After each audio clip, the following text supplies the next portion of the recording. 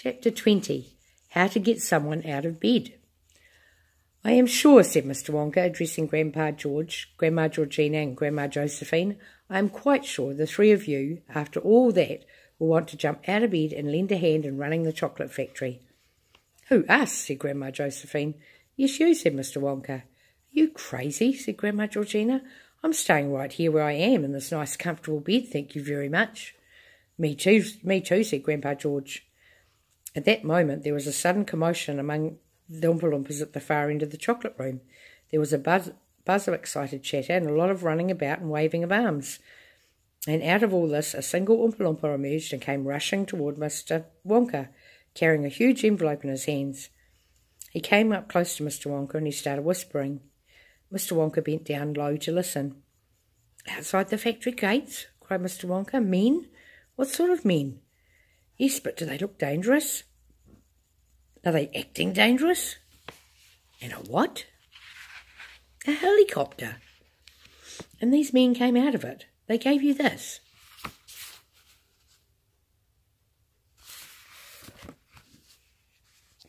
Mr. Wonka grabbed the huge envelope and quickly slit it open and pulled out the folded letter inside.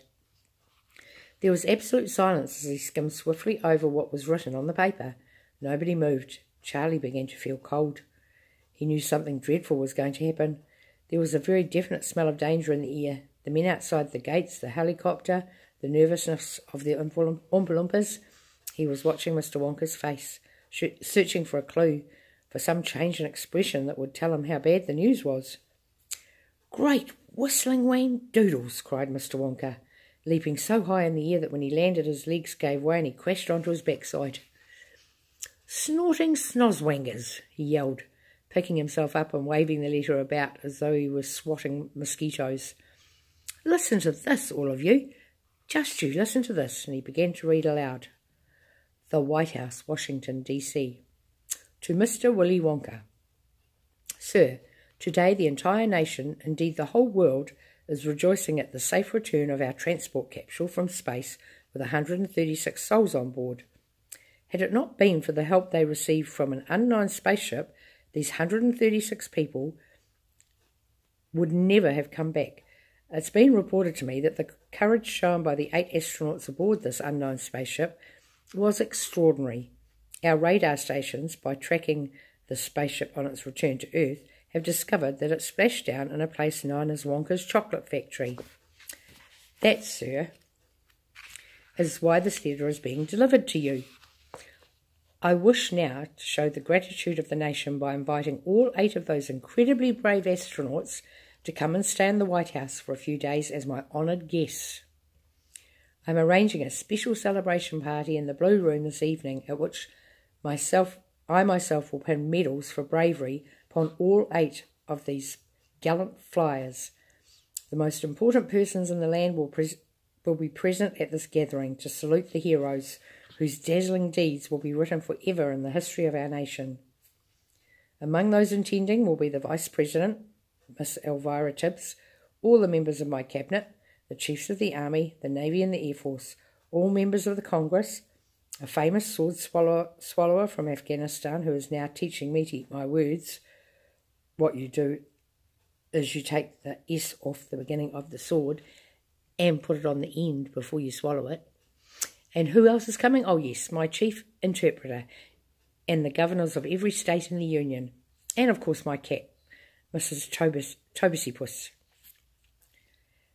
A helicopter awaits all 8 of you outside the factory gates. I myself await your arrival at the White House with the very greatest pleasure and impatience.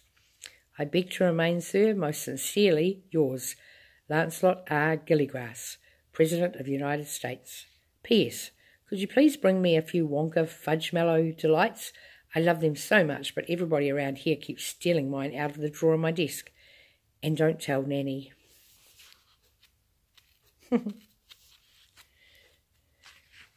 Mr. Wonka stopped reading, and in the stillness that followed, Charlie could hear people breathing. He could hear them breathing in and out much faster than usual, and there were other things too. There were so many feelings and passions, and there was so much sudden happiness swirling around in the air, it made his head spin. Grandpa Joe was the first to say something.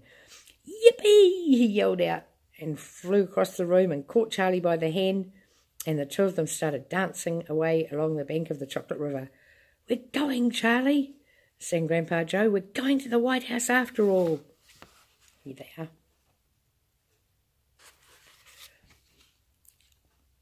Mr. and Mrs. Bucket were also dancing and laughing and singing, and Mr. Wonka ran all over the room proudly showing the President's letter to the Oompa Loompas. After a minute or so, Mr. Wonka clapped his hands for attention. Come along, he called out. "We mustn't dilly, we mustn't dally. Come on, Charlie. And you, sir, Grandpa Joe, and Mr. and Mrs. Bucket. The helicopter is outside the gates. We can't keep it waiting." He began hustling the four of them toward the door. "Hey," screamed Grandma Georgina from the bed. "What about us?" "We're invited too, don't you forget that." "It said all 8 of us were invited," cried Grandma Josephine. "And that includes me," said Grandpa George. Mr. Wonka turned and looked at them. "Of course it includes you," he said, "but we can't possibly get that bed into a helicopter. It won't go through the door." You mean if we don't get out of bed we can't come?" said Grandma Georgina. "That's exactly what I mean," said Mr. Wonka. "Keep going, Charlie," he whispered, giving Charlie a little nudge. "Keep walking toward the door." Suddenly behind them there was a great swoosh of blankets and sheets and a pinging of bed springs, and the 3 old people all exploded out of bed together.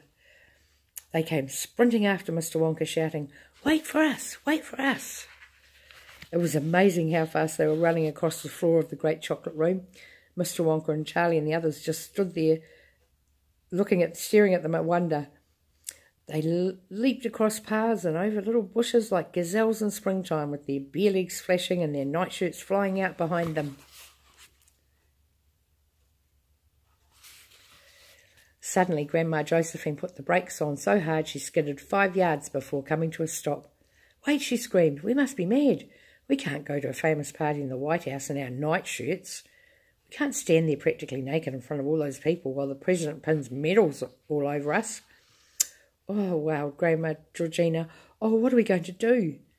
"Don't you have any clothes with you at all?" asked Mr. Wonka. "Of course we don't," said Grandma Josephine. "We haven't been out of that bed for 20 years. "We can't go," wailed Grandma Georgina. "We'll have to stay behind."